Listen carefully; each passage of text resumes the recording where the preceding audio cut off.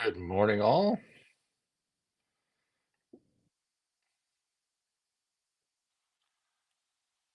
Looking to go live on Instagram as well. Where are we live? Facebook, check. LinkedIn, check. YouTube, check. X, check. Instagram, we're waiting for. It always takes a long time for Instagram to catch up. Welcome to the second week of live streaming every morning on Mornings with Scott. Mornings with Scott on the Winning Momentum podcast. Cheers. Well, what happened over the weekend? Was there any news? Before we get into that news,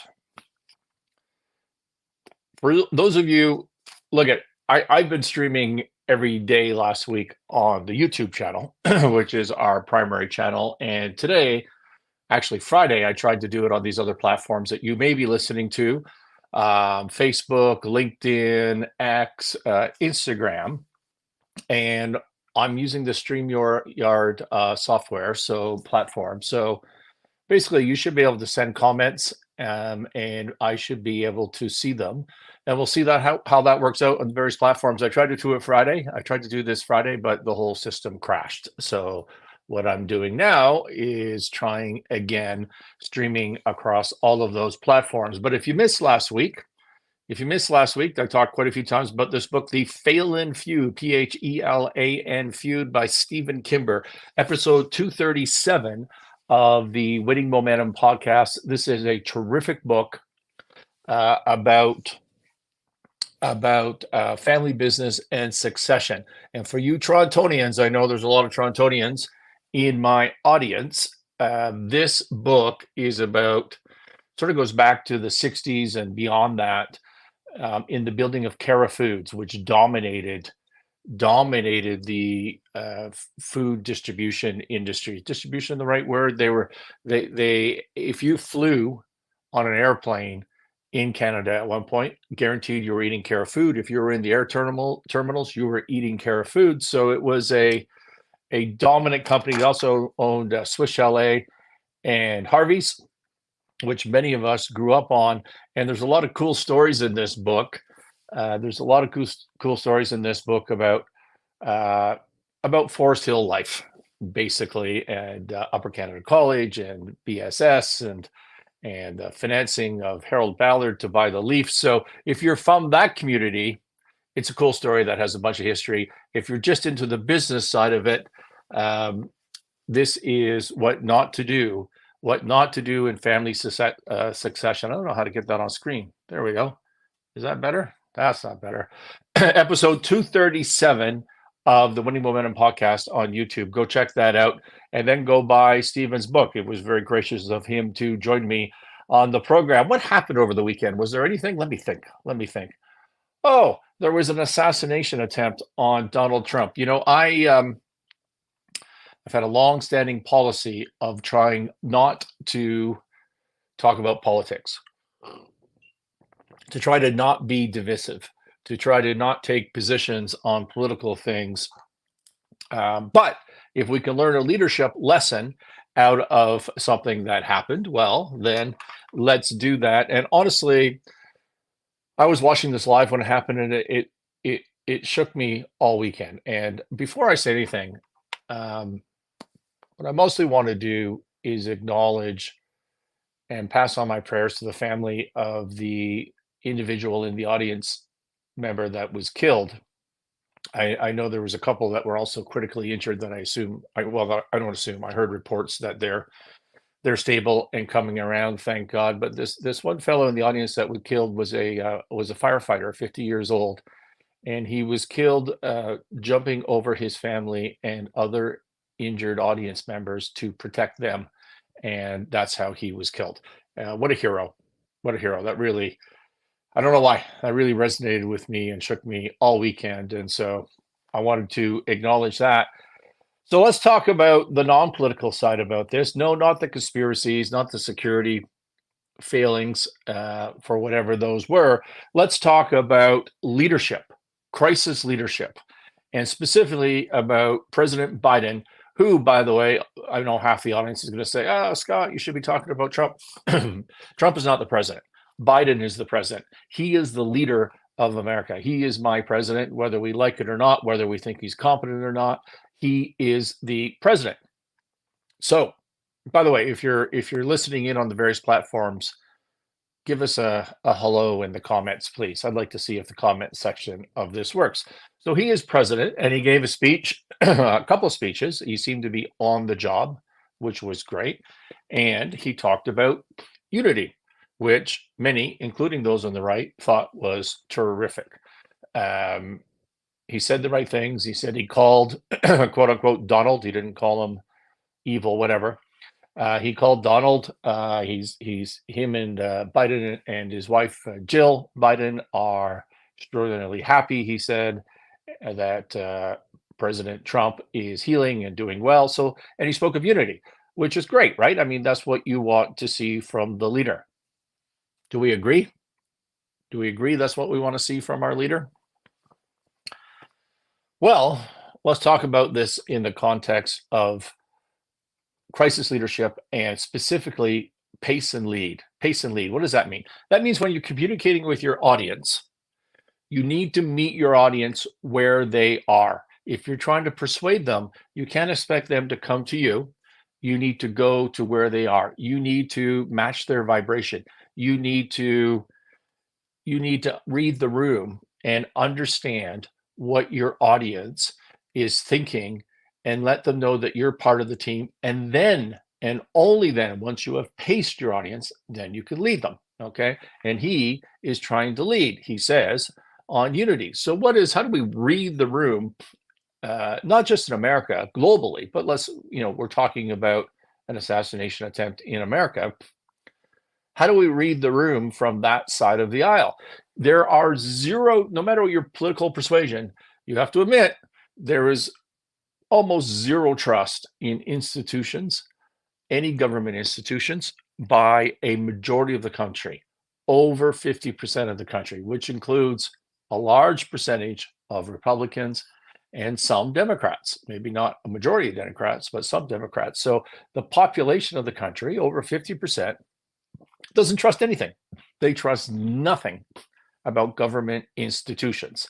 I don't know if President Biden knows that or understands that. Everything that you read online is a conspiracy. I mean, it's conspiracies just everywhere. Why? Because there's no leadership and there's no trust in institutions by a majority of the country. Continuing to read the room, the entire Democrat campaign has been what? What has their campaign been? It's been Jan 6. It's been, hey, January 6th, there was an insurrection. It was led by Trump. Now, a majority of the country does not believe that. They don't believe there was an insurrection. They're not sure how a guy in a buffalo hat was going to get a hold of the nuclear football and overthrow the government. They're not sure how that was going to happen. An unarmed dude in a buffalo hat as a leader of this so-called insurrection. Nobody's buying into that, okay? Because they've overplayed their hand. They've crafted a narrative that, frankly, is way too much for people to buy into. And so, but that's their campaign. Their campaign is January 6th was an insurrection. It was led by Trump. Therefore, Trump is an existential threat to democracy. He is a fascist. He's Hitler. He's evil. That's the entire campaign. Donald Trump, bad. That's their campaign. And it's all triggered off. Last time it was Russian collusion. This time it's triggered off this January 6th narrative that they have created. So that's the backdrop. So if you know that, if you're aware, the first thing you need to do as a crisis leader is read the room. You need to be able to pace. If you're trying, he doesn't have to persuade Democrats. He has to persuade the majority, I'm talking more than 50% of the country, that thinks that he's out to lunch, he's not a leader, and they don't trust anything about the government and government institutions right now. That's who he has to persuade. And so how do you read that room? You need to have empathy. You need to get real information as to what's going on. And I just laid out how you need to pace them. You need to understand that that's where it is. So what should you say if you're a leader, knowing where your audience is and your goal is to create unity? Should you equate a legit assassination attempt that we all just watched live on TV, should you equate that with the made up insurrection narrative with the guy in the buffalo hat? Is that what you should do? And try to persuade your audience that January, what he was doing when he said these things are equal, which is what he said in his speech, is he was actually trying to give legitimacy to the January 6th narrative by linking it to something that we all just watched, which is definitely real. That's what he was doing. And if you watch that with a certain frame of mind, it made you sick. It just made you sick to watch that. Is he actually trying to persuade? Is he trying to persuade? Is he trying to meet people where they are and understand their point of view and persuade them to unity? No. Standing up and just saying we all need to be unified is not going to create unity. Here's what he needed to do, or what he could have done if he was really honest about this. By the way, that was yesterday. Last night, AOC was on X talking about how all Republicans and Donald Trump in particular were fascists. His speech, although it sounded good in words, had zero impact in leadership. He could have stood up and he said, what happened at that rally was not acceptable. It was not American. Violence of any sort, particularly political violence, is not acceptable. I am the leader of this country, and it starts with me. I will change. I'm going to change my rhetoric. I'm going to change my tone in this campaign, and I will urge my party members right now to do the same thing. He could have said that. He could have promised to change. I will say right now that Republicans are not all extremists. They're not all fascists. Yeah, we all have extremists in every party. In Republican Party, there's extremists, but also my party. In the Democrat Party, there is extremists. He could have said that. He could have paced. He could have gone to the audience where they were. He could have said, I'll say right now that Trump is not an evil threat to America. I don't agree with him on many, many things. I strongly disagree on many, many things, but I want to debate our differences. We don't shoot this out. And I know he could have said that this lawfare is part of the problem. It's part of the generation of hate. And I commit to you right now, he could have said to review with Counsel Jack Smith, Special Counsel Jack Smith, the appropriateness of these cases, and I will intercede for the good of the country to help heal the country where appropriate. He didn't say any of that. He did not show leadership. That's not going to help. By the way, as I was logging on this morning, what happened? Special Counsel Jack Smith dropped the charges related to the documents at Mar-a-Lago. He dropped them this morning. Why in hell would President Biden not take credit for that last night? Are you going to tell me he didn't know that was going to happen? Of course he knew that was going to happen.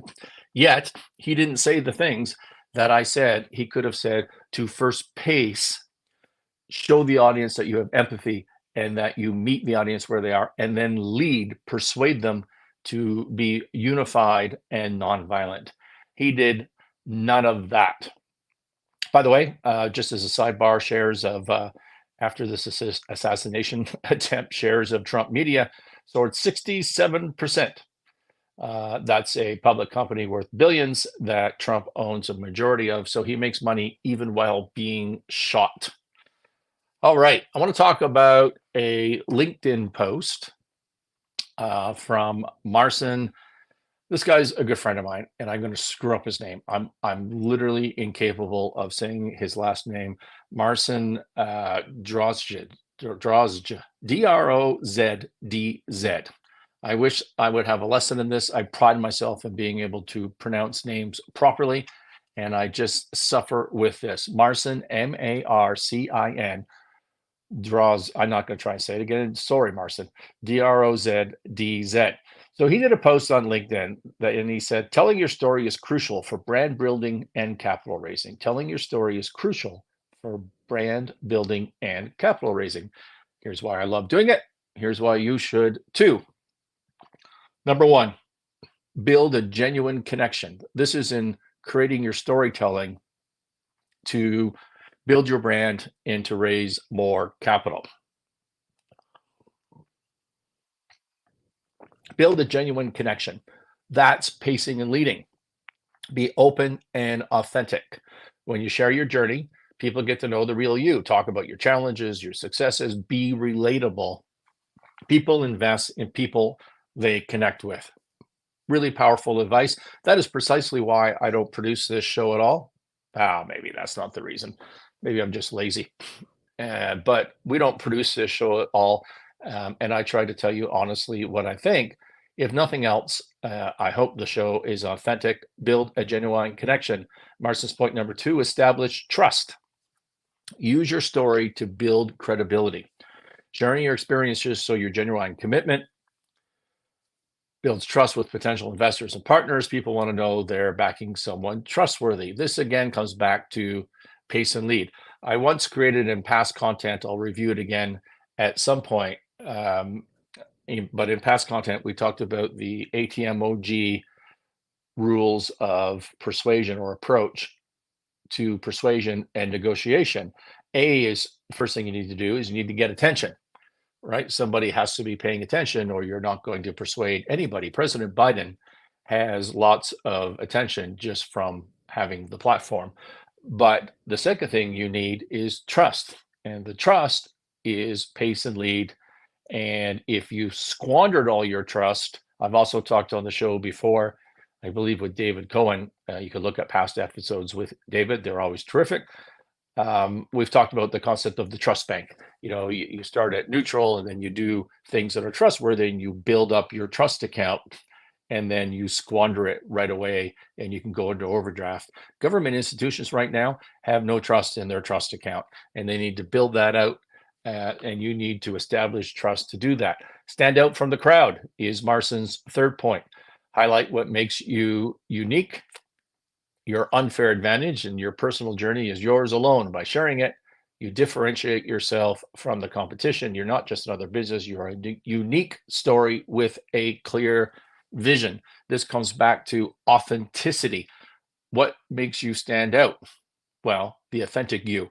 If you're trying to create content, advertise, promote on social media, and you're doing that by copying others, that's not you. That's not your unique self. You are not going to stand out. Inspire action. Use your story to motivate others. Your journey can inspire potential investors and partners.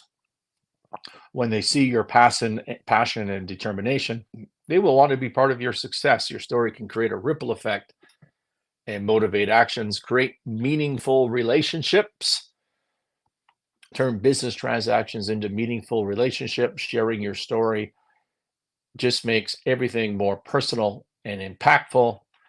And so Marston's tips, his narrative, his advice for creating a brand and raising more capital is to start telling your story plus using your unfair advantage. It was a great post. Marston, DROZDZ on, it was on LinkedIn and you can look him up. And I just want to show you here, I know this is the second book I am pushing on this live stream today, but Unlimited Investor Leads, Finding People with Money by Marston. I've already spelled his name enough. Capital raising is the number one skill of an entrepreneur. So he has a book on capital raising. It's terrific. He's all over social media. I did a speech at one of Marston's events, I don't know, 2 months ago maybe. And I thought it was great. And it was funny. I opened up with the idea that I live out in the mountains in the middle of nowhere and I have no TV and there's nothing for me to do at night. So what I end up doing is scrolling on my phone nonstop. And while I am doing that, the only thing that I get to see is Marston ads. Marston. He's everywhere. So he's great at branding. He's great at the social media side of this. He gives great advice. And I actually have read a lot of this book, not all of it, but a lot of it, because I was instead reading the Phelan Feud. which I talked about earlier. So, but Marston's a good book. You can pick it up, I assume, everywhere. All right, we still have 10 minutes to go. I feel like I've been talking forever, and we don't. Just as a quick story, I want to tell you in the limited time that I have left that a couple of weeks, I explained to you on the Friday show, if you listened on YouTube, the and we talked about what a confused opoly is, but we talked about the healthcare system in Canada versus the US, and we talked about the difficult time we're going through with a family member and my trip to Michigan area a couple of weeks ago to try deal with that. Well, while I was in the midst of all this family difficulty, which is still ongoing, um, I lost a client. I lost a client that we were trying to help in a turnaround that I think maybe I've lost two clients in my life, for 30, maybe even longer, 35 years, a long time. You just never lose a client. I always try to pay as much attention as possible and be effective. But most importantly, the thing with a client is to set expectations up front. And in this case, I don't really know what happened, but I'm not happy about it. And I try to take everything as a leader, like I have suggested with President Biden should be doing. I try to take responsibility for anything. But it's caused me to think a lot about this situation. So, but I want to there are some lessons that we can take out of this, not from my practice, but just from this person's business. And he came to me because he needed funding. Okay, so he needed money. Business is in trouble. They can't pay a bunch of things. They're being sued. All the usual story that we've talked about on many, many past episodes of the Winning Momentum podcast. And he's losing money every single day he wakes up. So, okay, well, prove that to me. Let's see what's going on. Well, we don't have a financial model. We don't have cash flow projections. Thank God they have their accounting done. Most trouble companies, small businesses in this situation have cut back on their accounting. And when you do that, there's absolutely no way to make any improvement because you don't have any information. You can't set metrics. Like you're in real trouble, and you can't raise money. You can't survive due diligence. You can't communicate to a possible lender. You're just kind of screwed. Never cut back on your accounting, no matter how difficult things are. And so he's losing money every day. So what do you need? You need the tool that we talk about on this podcast many times. It was called a 13-week cash flow. Basically, the ins and outs of cash week by week for the next 13 weeks, which is basically 3 months. And what you should see is that we're losing money right now. And by the end of that period, we're not losing money anymore. Maybe we're not super profitable, and cash is different than profit, blah, blah, blah, but we're not losing money at the end of the period. And if that's true, we can then communicate to a prospective investor that here's the trouble we're in now, but we make these changes, here's our assumptions, and we think we can be cash positive. We would like you to participate in that, to invest in that transition, right? Because change always requires money. We would like you to invest in that transition. Well, sometimes when things are quite bad, which this situation was, you do the 13-week cash flow and they're still losing money. They're just losing much. I don't want to give numbers. I don't want to disclose details, but they're losing a lot of money all the time and it never changes. Well, who's going to invest in that? Nobody's going to invest in that, right? So that's the tool you need to start understanding the problem you have. So we start making changes. We rationalize operations quickly, all in the matter of a couple of weeks.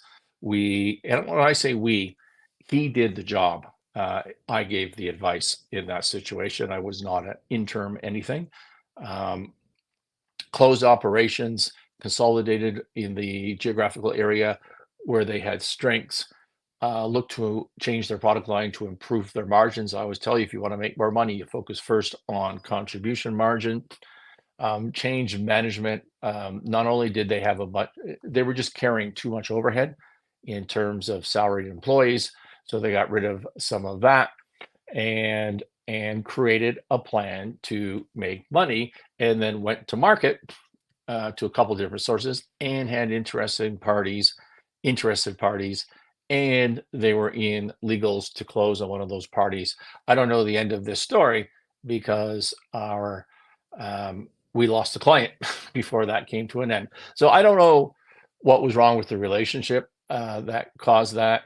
I want to take some responsibility because that's me as a leader, but I don't know what that responsibility is because we never talked about it. I think my suspicion is the pressure was just too much and they expected the money right now. But again, honestly, I had my own family things going on, as I said at the beginning of this. So probably this is partly on me. And by the way, I don't feel terrible about this because we were never paid. We have an engagement contract, and there was never any intent to fund any of that by this particular client. So, why do we continue working? You might ask. Well, because when I try to help somebody, I try to help somebody. And so, but the part of the story is not about me and the problem we had with the client, which again, twice in my life, twice in more than 30 years, we've had this sort of problem. So I was kind of shocked about that and unhappy. And I really just, when entrepreneurs put their life on the line, literally, not in an assassination sort of way, but in a personal guarantees, could lose the family house, all that sort of way. I just have so much respect and am willing to work as hard as possible with all these decades of experience to make sure that's not a problem, even if that relationship isn't reciprocal. I just have so much respect for people that put themselves into this situation. But what I wanted to communicate to you out of that experience is you have to have a plan. If you're in shit and you need to raise money, you have to have a plan to earn money. You can't build out the tool, the cash flow, and have it just show negative all the time and then throw up your hands and say, hey, finance me. I never make money. That doesn't work. You have to change. We say the first rule of a turnaround is to accept and embrace change. All right. Thank you for listening, everybody. I think those are all my prepared remarks. Nobody's asked me any questions to continue talking, and I'm coming close to my half hour, so I am out of here. See you tomorrow, 8:30 Mountain.